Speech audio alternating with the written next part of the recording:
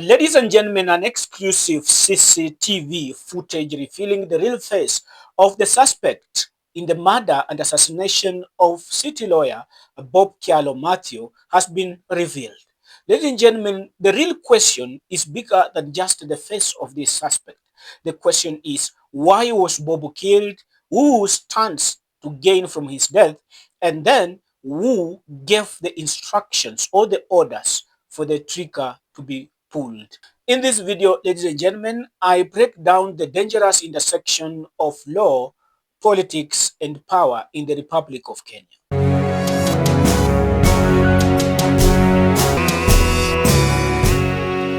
CCTV footage of the slain lawyer's last moments, footage that captures how his killers trailed him step by step. At 6:35 a.m. Tuesday, September 9th, Kyalo arrives at his office at Town House along Kaunda Street, dressed in a suit, a red tie, and carrying his bag. He checks in, then proceeds to the ground floor to pick newspapers from the security desk. From there, he takes the lift, and at 6:36 a.m., 14 seconds, CCTV captures him again on the 8th floor, making his way to his office on the 9th floor of the same building. At 10:10 a.m., he briefly steps out of his office, exchanging a short conversation with a woman in the corridors before heading back. It is at 5:14 p.m. that his fate begins to unravel. CCTV footage shows Kyalo leaving his office, bag in his hand. In the lift, he is seen politely giving way to a man exiting at the ground floor. Outside the lift, another camera captures him walking out of the building at the exact same time, 5:14 p.m. But here, something stands out. A man dressed in a black jacket with a bag strapped on his back is seen making calls. Police are now treating him as a person of interest. The moment Kyalo's car leaves the parking lot on Kaunda Street, the man is seen leaving immediately after.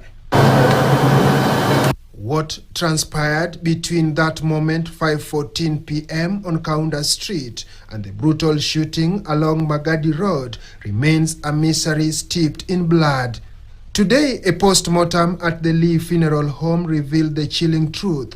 Chief Government Pathologist Johansen Oduor confirmed that Kyalo was shot 8 times. The shooter, he said, aimed at the neck, leaving the lawyer with no chance of survival. We were able to recover 2 bullets, which have been given to the investigating officer for ballistic purposes. So he bled, there's a lot of bleeding because there was an injury to the neck vessels.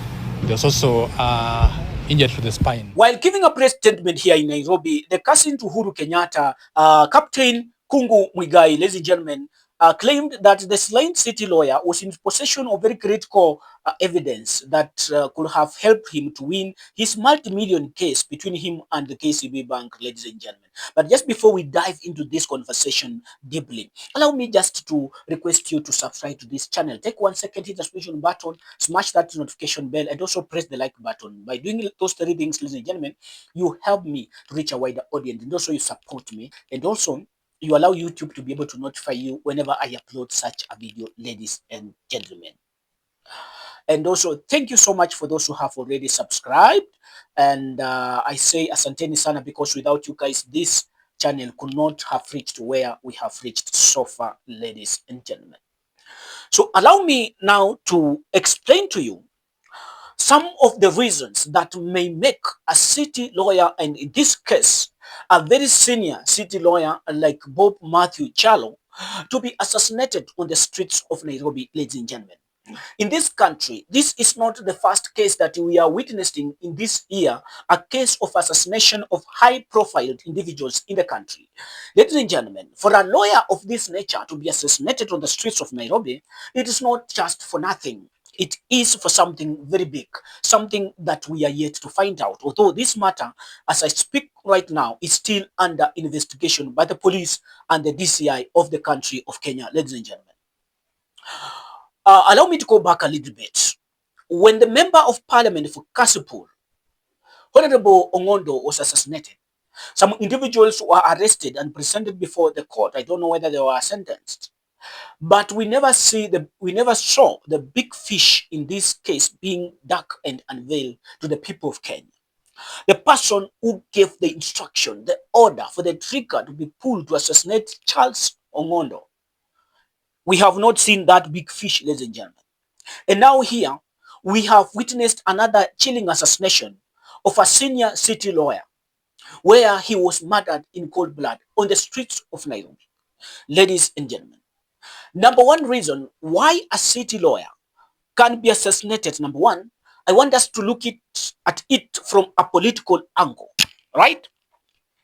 From the political environment. Was Bobu involved in any political activities that could have led to his assassination? Ladies and gentlemen, lawyers who normally represent or expose corruption cases, exposed corruption in the country, or represent political parties in what we call election petitions, are a high target by those in politics, ladies and gentlemen, and they can be eliminated at any time. We remember once when Jebukati was called before a committee to explain, or in court to explain about the 2022 general elections. He said that he was approached by some people, and in that he mentioned the name of advocate Bob Chalo as one of the people who approached him and requested that he change the election results in favor of one Raila Amolo Odinga. So it is true from that clip that the slain lawyer was a person who was representing political parties in what we call election petitions, ladies and gentlemen. And so that could be one reason why a lawyer of his nature could be assassinated. Number two, ladies and gentlemen, looking at it from a personal social life angle, ladies and gentlemen, it could be because of so many things when it comes to personal life. It could be about love. Maybe he was in argument with his love, the love of his life, or he has married some women who want to assassinate him, side chicks we do not know. That one is only the DCI who can add that one.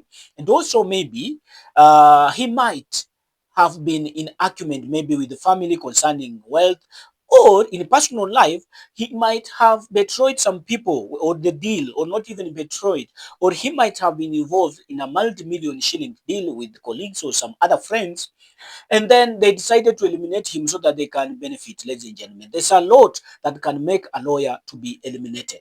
But this matter, ladies and gentlemen, as I mentioned earlier, is still under active investigation. And the real reasons why, and those who participated and even gave the orders for the trigger to be pulled against this lawyer will be revealed to us by the DCI and the police who are handling this matter. But in the comment section, ladies and gentlemen, let me know whether you agree with me that there is something going on in this country politically that we do not know that is leading to all these assassinations. Do you think that the murder of this lawyer is related to politics of the country, or is related to the personal private life of this guy? Or is it accidental? Was it an accident thing that happened? Let me know that in the comment section, ladies and gentlemen. This is TV Politica. Until next time, bye-bye.